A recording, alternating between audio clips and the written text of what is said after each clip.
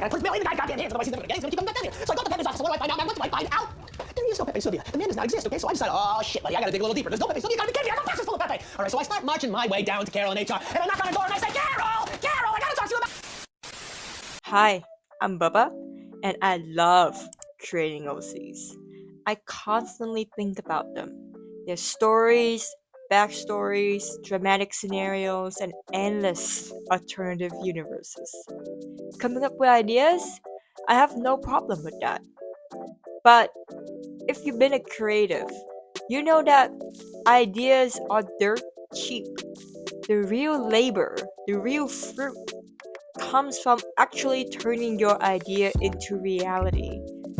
Drawing, writing, facing the possibility that your work will not match up with what's in your head. I can imagine these scenarios about my OCs all day, but actually drawing them is an issue. And not only that, I have the attention span of a squirrel and a serious commitment problem. So when you combine endless imagination with zero focus and anxiety to draw, you get a major procrastinator who never finishes anything.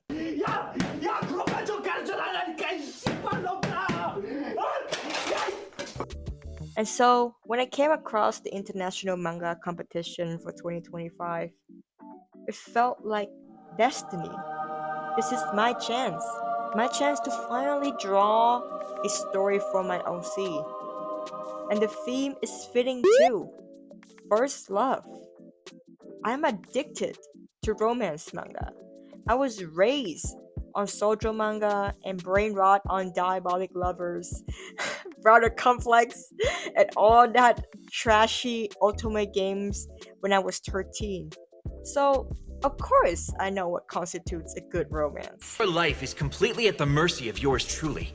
I can do whatever I want with you, so stop quibbling over every little thing! Why don't you call me brother? Brother, right? Sounds lovely from your lips. Please, say it for me again.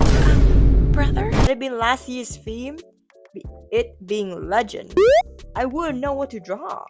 Legends? Legends of what? Like, I would rather imagine my OCs in any other AU than drawing any legend theme one-shot. You know? All jokes aside, this is just a perfect opportunity for a major procrastinator like myself to draw a manga. For real. I have attempted to draw a comic previously, but the project is too long and arduous.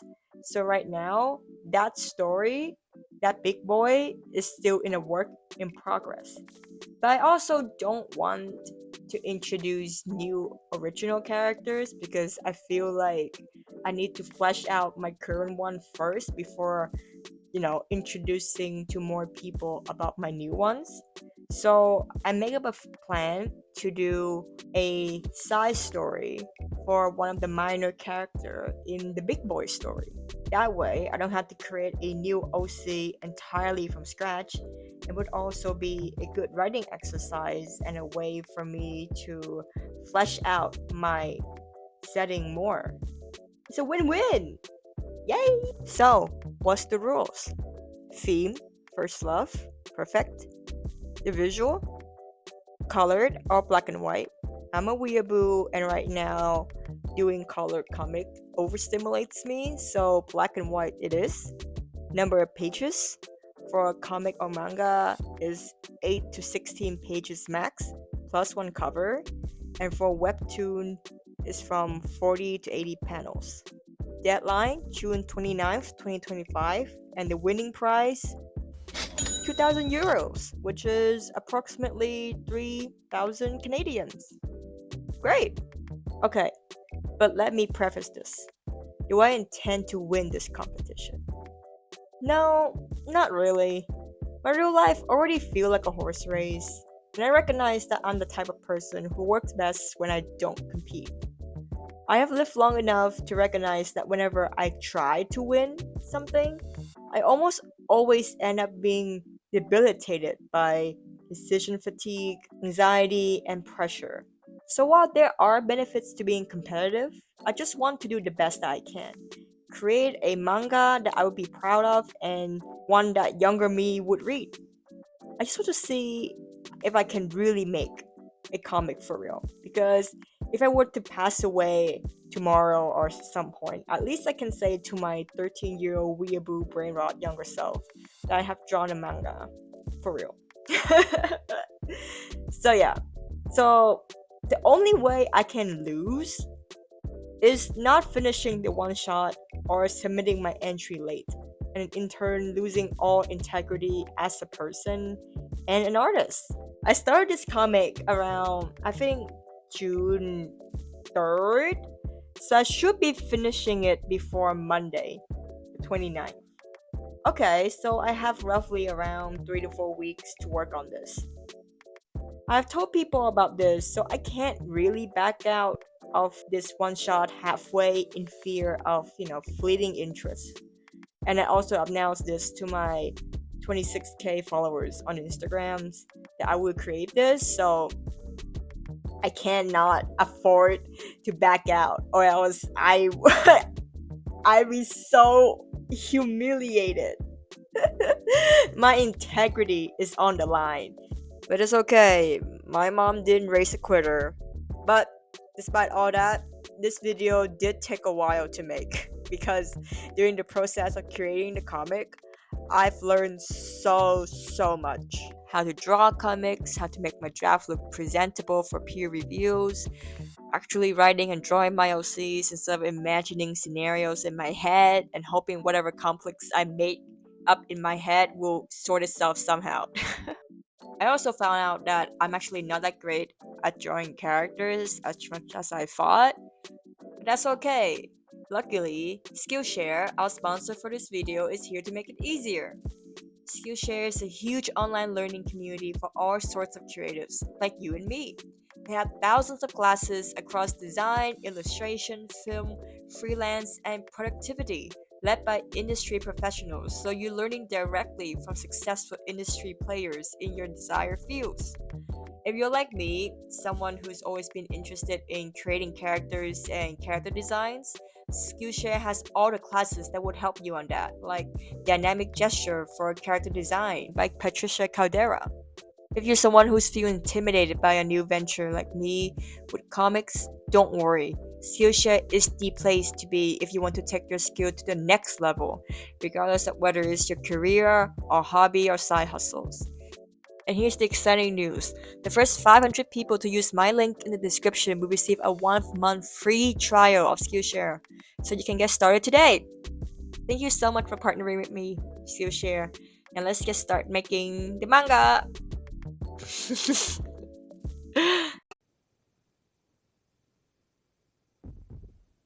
I was saying. I'm home!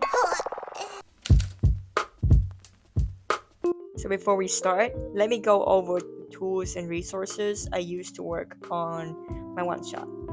To write the draft, I used this layout inspired by Koteri, the author of Veil.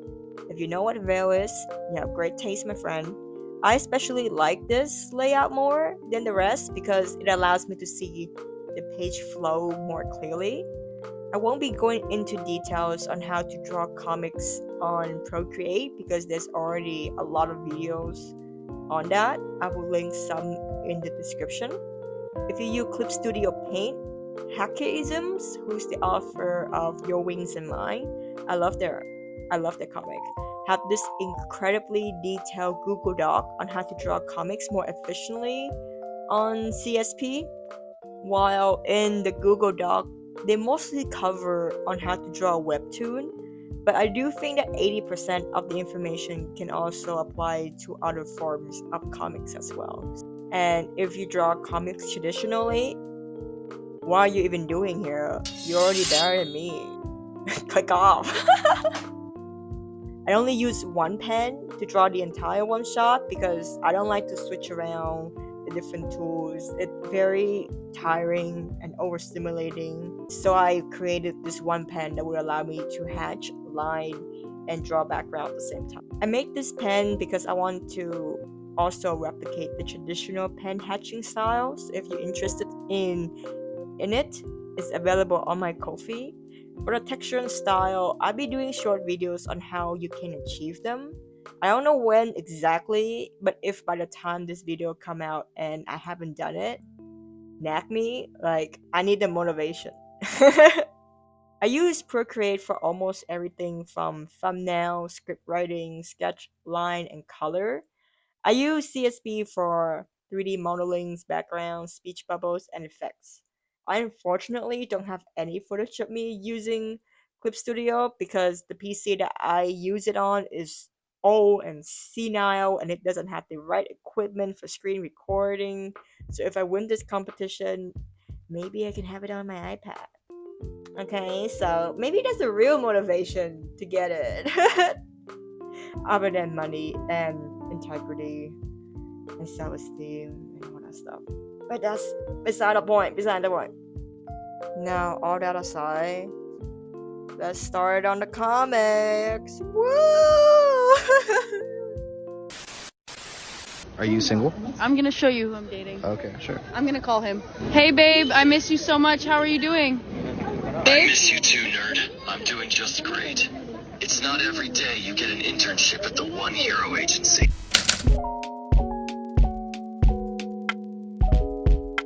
What's the first thing that comes into your mind when you hear the word first love?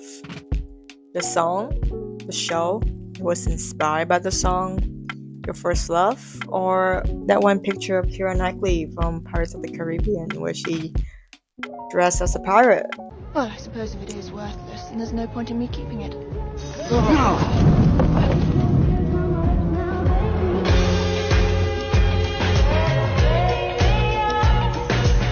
Curious to know your answer, so comment down below if you want. To me, I think, especially as someone who grew up consuming anime and romantic movies, that there's two rites of passage when it comes to romantic first love. The love that you experience with a 2D character or a celebrity that you develop a parasocial relationship with, and the love that you experience in real life with a real person. I want to explore that dichotomy between virtual versus real life romantic feelings. I used to think that I was the only person who developed parasocial relationships with fictional characters growing up, but now with the proliferation of AI chatbots and people actually falling in love or even worshipping their AI, I don't feel so bad. Rather, I think it's a timely discussion about this topic. Finally, the normies understand what it feels like to be a weeaboo.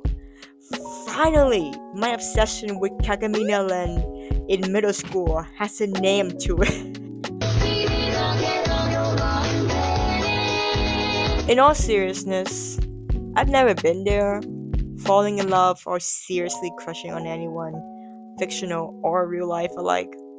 But writing is an exercise of empathy where you need to put yourself in another person's shoes. So it comes with a job. Okay, so the main character of this one shot is Ruby. Ruby is a prodigy who is equally intelligent as she is socially inept. She is 19 and is majoring in design art and enjoy playing video games, most notably dating sims in her free time. Painfully shy as a child, Ruby wasn't able to make any friends growing up. And with the invention of the internet and mobile games, she never really had to, as she would rely on these tools to cope with her loneliness and social anxiety. Her first friend? Online. Her first time being scammed? Online. And her first love? It was Felix, a talented but mysterious young man from this prestigious academy. He's also a character from a popular mobile game. Good for her. But now that she's in university, she wants to change that. Online friends are nice, but they're not always going to be there for you.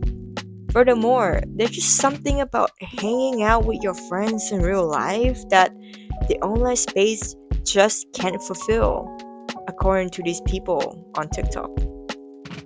And through her effort and a lot of encouragement from her 2D husband, she was able to successfully make, drumroll please, 2 friends. One is the son of a family friend, so does that even count? And the other being Sora, who's not related to her, and takes visual art and calculus with her. But real life friendship aren't like texting. You cannot just leave someone on read. You can't edit your words, and you definitely can't ghost them when something went wrong. For the first time in her life, Ruby is learning how to be present, how to show up to people, and how to risk disappointing someone. Do you really love fictional men more than real men, or do you just love the fact that they can't push your boundaries without your permission? Whoa, who said that? In terms of character design, I want to give Ruby a magical girl uniform style because she went to a school that doesn't have a uniform, plus with her interest in anime, she likes to wear her clothes like she's wearing a school uniform. Cardigan, bow tie, pleated skirts, and leg warmers. Despite drawing guys for the entirety of my life, I love schoolgirls' designs. They're usually so frilly, the skirts are so cute, the pleats are so satisfying to look at, and the way the leg warmers just bundle up to create this interesting silhouettes adds so much charm to it. That just make me want to like, ugh, oh my god, I love it! Except, I'm just not good at drawing girls, so I tend to get self-conscious when I can't draw them exactly the way I want. That's why I've been avoiding drawing girls. They're this design archetype of this oversized puffy sleeve characters. I love those. I love seeing them. It makes the characters so small and so much cuter. Bonus point if they secretly hide some sort of weapons in there. Ruby obviously doesn't hide anything in her sleeves. She'd rather hide in her sleeves and tuck herself in as small as possible if that means avoid talking to people altogether. And I think that's adorable. Like, come on.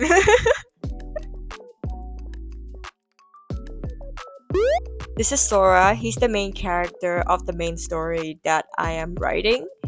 The story is a bit complicated to explain, but I get a little bit into it in my previous video where I talk about how to make your OC more interesting using him as an example. So if you're interested in that topic, you can always go watch it after this video. Like Ruby, he's 19 and in his second year of university, majoring in engineering. The reason he and Ruby knows each other is because they both take the same courses. Design-wise, he hasn't changed much from his high school version. Just have redder, messier hair and a slightly prominent canines. His usual outfit, a t-shirt and pajama-looking ass pants. I mean, he couldn't even bother wearing his school uniform properly back then, so I don't think he's suddenly become picky about his clothes now. Most of his wardrobe is either brought by his parents or ex-girlfriends. His bag has gotten longer too, not by choice, but because he keeps forgetting to book a haircut appointment. And also, that's just what first year engineering does to you.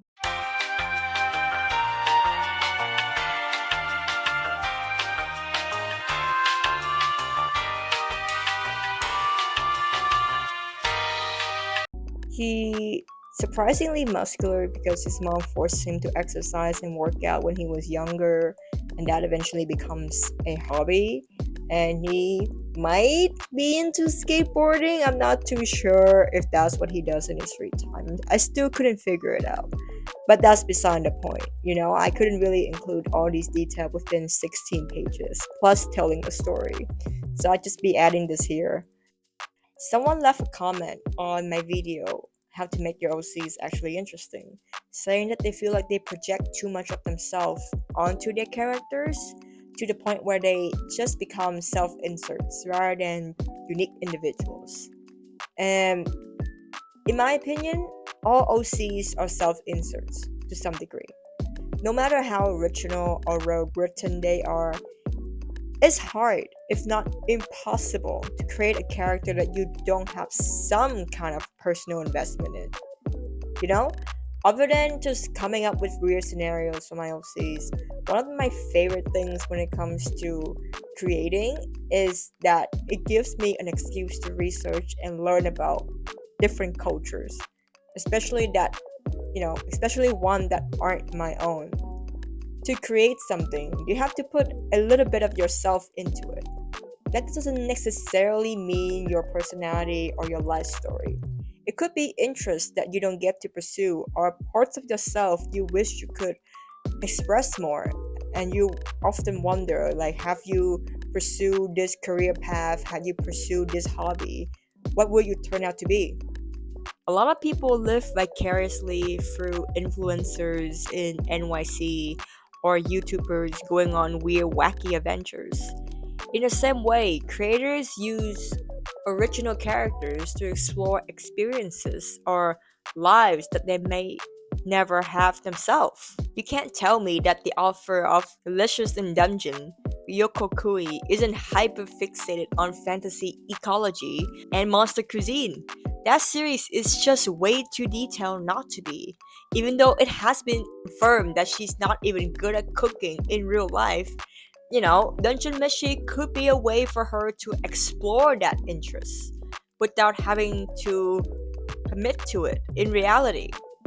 Likewise, some of us, me, create characters who are nothing like us on the surface, you know, with different settings, different jobs, different personalities, as a way to explore curiosities or interests we don't have the time or ability to dive into otherwise. I have a short-lived obsession with otome game as a kid, but I'm really picky and could never find one with an art style that I like. So that's why I never really actually play any dating sims, even though I, really wanted to. Hi there. You haven't changed into your uniform yet. Yours truly would be happy to help you with that. Furthermore, I love skateboarding. Well, at least the idea of it. I've never skated a day in my life, and frankly, I don't have the time to learn it. But I have watched some episodes of Skate the Infinity, so I think I'm pretty well versed in the topic. But like these days, I have so many hobbies. I like to read, I like to cook, I like to journal. But doing these activities just doesn't make the cut anymore. But in creating Ruby and Sora, I got to learn more about the world of dating sims and skate sports, right? Like, that's a win-win. And I think that's the beauty of self-inserts characters. Like, I understand that they have a very bad reputations. Some call it cringy, some call it self-indulge. I personally see it as like a mixture of both, where you get to understand your interests and get to explore it, while at the same time write about people that or things that you're interested in.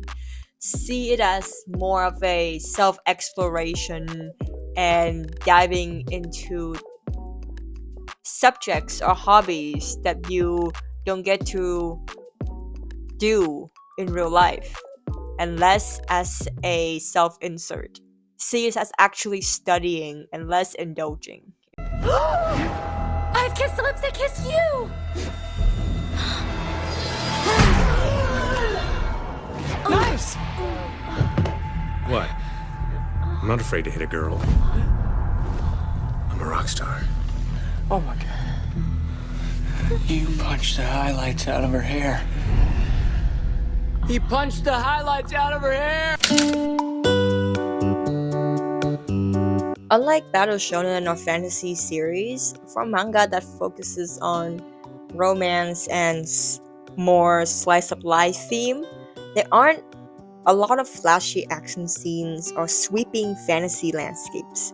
But what they do have, and what makes me gravitate towards them more personally, is creative paneling, expressive characters close-ups, dynamic effects, and very creative use of speech bubbles. I'm not saying that battle fantasy manga don't have these elements, but it's a lot easier to make a spectacle out of supernatural events than it is to make the mundane everyday life interesting. Yeah, like no shit, people would be surprised at all when a guy single-handedly caused an entire building to collapse. No hate to battle fantasy once again.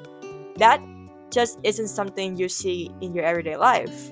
But how do you make a conversation between two individuals engaging? How do you portray their internal thoughts on paper without interrupting their conversations? Again, I'm not saying that battle fantasy doesn't have these elements, but I usually prefer to read more slice of life or a story that focuses on these elements more, hence why that will be my main focus for this section. If you ever wondered what is lettering, what is sound effects, what are the effects that I'm referring to, here's a video of a person who explained it way better than I could ever do. Can anyone explain what a letterer is? Good question. In comics, a letterer is the guy bringing text and sound effects into the artwork. They're the one doing all the word balloons, thought balloons, cyborg speech balloons, yelling, captions, thooms and kapows, thwips and snicks. It's not as glamorous as the other jobs on a comic book, and that's by design. You're not supposed to notice it. Comics don't have soundtracks, so artists would rely on these visual cues such as sound effects, motion lines, and expressive lettering to help the reader hear the world. You can see and feel the impact of the lettering coming across the panels. And it's these little details that I think make comics so fun and dynamic. And unlike Webtoon, where the panels are more spaced out to suit the scrolling format, manga tends to be much tighter. The panels can be tiny, split into fragments, packed together in a way that feels almost chaotic at times, but that's the beauty of it. Manga artists work within a fixed boundaries of a page, and that limitation forces incredibly creative solutions. It's such a cool way to deliver emotions. Manga is the perfect marriage of information and art. And when I started creating these comics, I was shocked by how much dialogue, emotion, and story you can pack into a single panel. It's elegant, it's messy, it's intimate. As such, when I work on the draft of my comics, I include the speed lines, the different types of speech bubbles, effects, sound effects, because these elements are not just accessories to make the art look better. They are part of the art. They are the art. While it may sound like I'm hating webcomics and just, gassing up manga, lettering, creative speech bubbles, and special effects are not exclusive to just manga. They're elements that all good comics should have. I personally think works like One Room TA or Your Wings and Mine do a very good job at this. So if there's any lessons that you'd like to get from this video, I would like this to be the main one. Please pay attention to the effects and the letters and those little tiny bits that make the comic. Comic making is not just about drawing cool scenes and cool characters. It's about telling a story. And in order to do that effectively, you need to have these visual cues to sell the audience the emotions, right? You need to effectively communicate that across. And you can learn this from just reading a lot of comics, reading a lot of manga, and just mess around and make one yourself too, right? Like mess around with Clip Studio, mess around with the special effects, and draw different speech bubbles, and make your own comic. I think that's the best way for you to learn how to do this. This is... What does this say? Abhor? Did I offend somebody? It's probably a love letter. They spelled the door wrong. A door? What? Though the whole thing is definitely fake. Huh? For writing story, I don't know if there's any writer who does the same thing as I do, but I prefer to write the ending first compared to writing the beginning. And this is because I have this major pet peeve of when a show or a movie that starts out really well, but then having a not so luster ending. Let's put it generously. A lot of creators start the story with a really interesting premise, only to run out of steam once they realize that they have to end it. Or worse, they're limited by the page count and can't include all the cool world building details that they plan. And I get it, my OCs have 10 pages plus worth of lore that I love to share, but if I only have 16 pages in total, how am I supposed to show how amazing and well thought out they are? Ah! You slapped me, you monkey! Marry me. And I don't. And that's okay. Having only so few pages can be painful for artists like me who have lots and lots of ideas that I want to share, but I also see the limitation as a relief. When you don't know your limitations and how much you can include, you're often overwhelmed by how much you have to do it. But when somebody put a cap on how much you're allowed to draw, you're forced to prioritize. What's the most important part about my OC that must be highlighted above all else? Ignore all the trivia, ignore all the little details and the miscellaneous childhood details, backstory. What's the story you really want to tell about this person's? What's the core message? Just because you have an infinite amount of pages you can write doesn't mean that you tell a good story. Some of the best movies that I've seen are those that cut around the 1 hour and 30-minute mark. When you have a limitation in place, you're forced to edit and prioritize which part of your OC you should include and how the story is best told. And that's why short story is so much harder to write for beginners than long stories.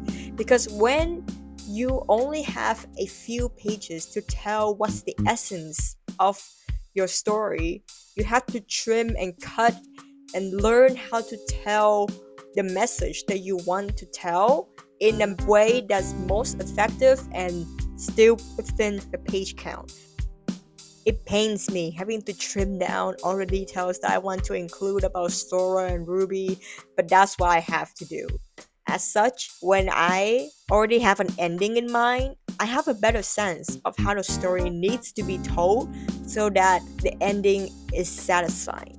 So how I write is this. I first write the ending to my story first, and then once I get that done, I write down a list of scenarios that I want to include in the story. Maybe how Ruby and Sora first met, or maybe there's a joke between them that I want to tell, or maybe a conversation that they have on the daily. I'm a creative who likes to self-indulge, so I would write down movie scenes or edits that I like, and then I would imagine my original character in it.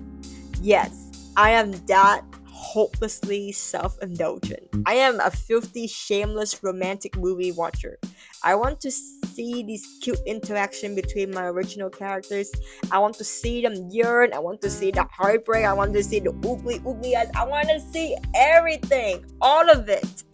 And so as such, once I finished listing out all these scenarios, I started placing them together like puzzle pieces to see which scene best served the ending and which to leave out.